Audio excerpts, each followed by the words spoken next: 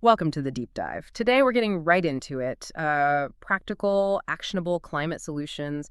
We're really focusing on ideas that small businesses and, local communities can actually put into action. Our goal here is to pull out the most useful bits from the material you shared with us. Exactly. Climate change, it often feels just huge, right? Mhm. A bit abstract.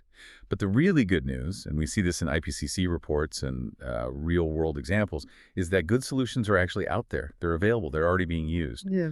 So where should we start? Maybe renewable energy. Why is that such a game changer? Yeah, good place to start. Renewables, definitely solar and wind seem to be, really leading the way. Our sources definitely point to them being much more accessible now. Precisely. And one of the, maybe the most striking things is how much solar panel costs have dropped. It's over 80% since just 2010. That's not just a statistic. It really changes the whole picture for businesses, financially speaking. Hmm. It means, you could genuinely cut your energy bill way down and cut your emissions at the same time. It's not some future dream. It's doable now. That's huge, a big plus for the budget and for the environment. But what if putting panels on your own roof isn't really an option? Did the sources show other ways for businesses to get into solar? Oh, absolutely. That's where community solar projects come in. Yeah. They're really interesting. We look at this great case study. I think it was California, a small town where businesses and residents basically pool their money. And they invested together, build a shared solar farm. And the result, about a 30% cut in energy costs for everyone involved, plus, a smaller carbon footprint for the whole group. It really shows how working together works, even if you don't have the roof space yourself. That's a fantastic model, spreading the impact. Okay, so besides solar, what about things businesses can do inside their own walls, like the easy wins, the low-hanging fruit for saving energy? What did the sources say there? Well, energy efficiency comes up again and again in the research. It's just so accessible. Simple things, really, like switching all your lights to LEDs or getting smart thermostats installed. These can save businesses literally thousands a year.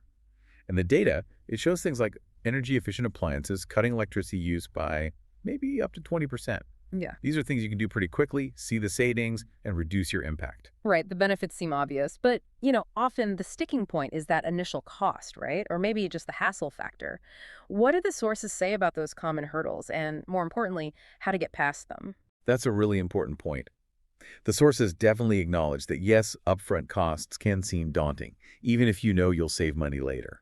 And sure, it takes some time and effort, but, and this is key, there are often government incentives. Things like tax credits specifically for installing solar or making those efficiency upgrades. They're designed to help with that initial investment. So, with a bit of planning, looking into those programs, it's usually much more manageable than people think. Okay, that makes sense. Now, our sources also talked about community efforts, which sounds really powerful, like reforestation. What made those examples stand out? Was it just about soaking up carbon? It's actually much more than that, which is what's so great. We saw this example from Brazil. Local communities were actively planting native trees. And yes, that helps with CO2, obviously. But it also boosted the local plants and animals, the biodiversity. And really importantly, it created jobs right there in the community. Economic benefits, too. So it shows how climate action and, local well-being can go hand in hand, a real win-win. Interesting. So, how does a small business actually get involved in something like that? And what was that other idea, green supply chains? What's that about? Well, for things like tree planting, businesses can easily partner up with local environmental groups or, sponsor a planting event. It's great for their image, sure, good PR, but it also genuinely builds trust in the community and green supply chains. Yeah, that's basically about businesses making a conscious choice, choosing suppliers who also care about sustainability, who use green practices. It creates this ripple effect, Yeah. pushing sustainable practices all the way down the line. It's quite powerful. Okay, so pulling it all together, what's the main message here? It feels like, yes, climate change is a massive challenge, but the solutions, practical ones, are actually within reach for small businesses, for communities. You don't have to do everything at once. Maybe start small, swap out those light bulbs for LEDs, look into community solar near you, support a local green project. And the upsides are clear: lower costs, a healthier planet, and a stronger community, too. Exactly. Don't get stuck waiting for the perfect all-encompassing plan. That's a key takeaway from the sources. Collective effort really adds up. Businesses, communities, individuals all working together can make a real dent, a measurable difference. Use the resources out there, grants, local programs, just making informed choices. The important thing is to, well, start now. take action. So lots to think about there. We hope you'll consider what we've discussed and maybe see how some of these ideas could apply to you. Thanks for joining this deep dive.